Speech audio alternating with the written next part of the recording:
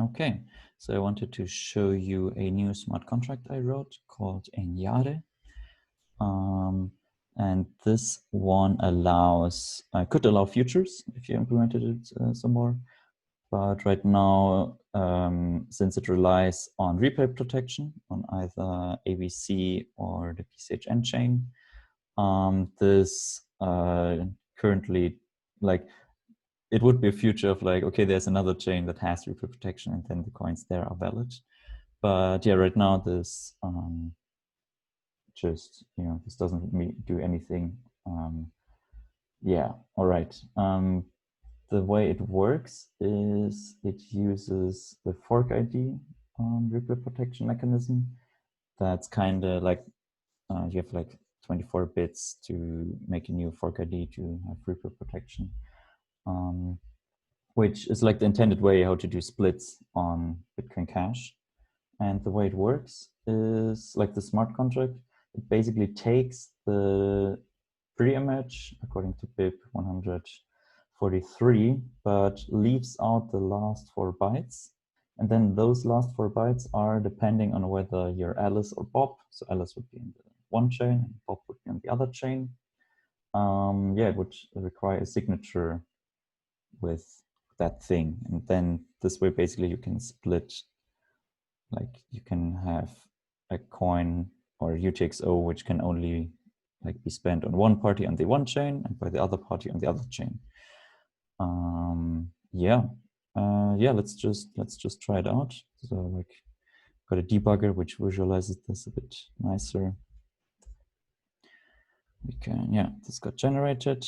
Yeah, the commands are exactly those that I have here, but I already entered them. Like here, it's yarn start, yarn install, you can see that. And then we just got the transaction here. So this is the transaction. You can look at the input. Here we can see it executed without errors. Yeah, and the way it works is it just takes the Alice and Bob pub key. Then, depending on whether you're Alice or not, it like in this case, it appends this Zcash type. In the other case, it would append a different Zcash type, which now is like, it's just gray, so it's not executed because, it's the other branch, the else branch. Yeah, then, we create the whole pre-image. And then, then we, do the standard hook around covenant workaround where we do check data sig verify with the pre-image hash here, which succeeded. Then we drop the pre-image hash. We append the Zcash flags, which in this case are always, in hexadecimal 41. Yeah. So this is for Alice. So right now we're under the normal fork ID 0 consensus rules. But if we want, we can change this to Bob. So now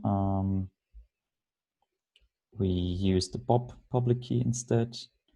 We use the Bob Zcash fork ID, and we use the Bob secret key, which here is just relatively non-random thing. So yeah, this gets recompiled. It takes a bit. There's still some optimization work that could be done here. Yeah, once this is finished, we get an updated contract. Takes a bit longer. Probably my recording slows that down. Usually this is, it takes just a few seconds. Right, so we got a new transaction and we actually get invalid signature. So this checksig fails since, it's a non-empty signature, and we can actually inspect while it failed. So this is the SIG hash. Yeah, the SIG hash, kind of weird. Sometimes call it transaction pre-image hash.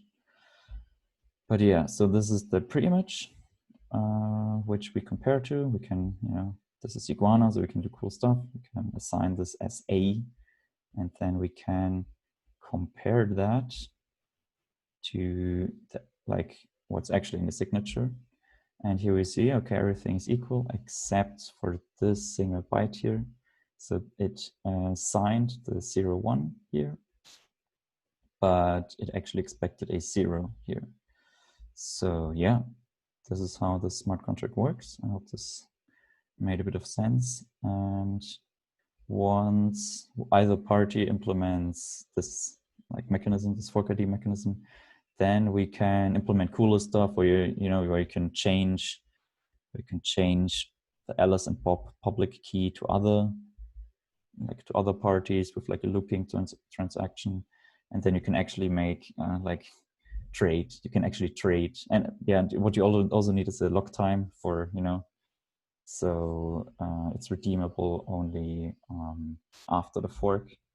But this is also very easy. You just pick a day later or something as a lock time, and yeah, and that's it. Hope this got you interested in smart contract stuff with Iguana. But yeah, that's the thing.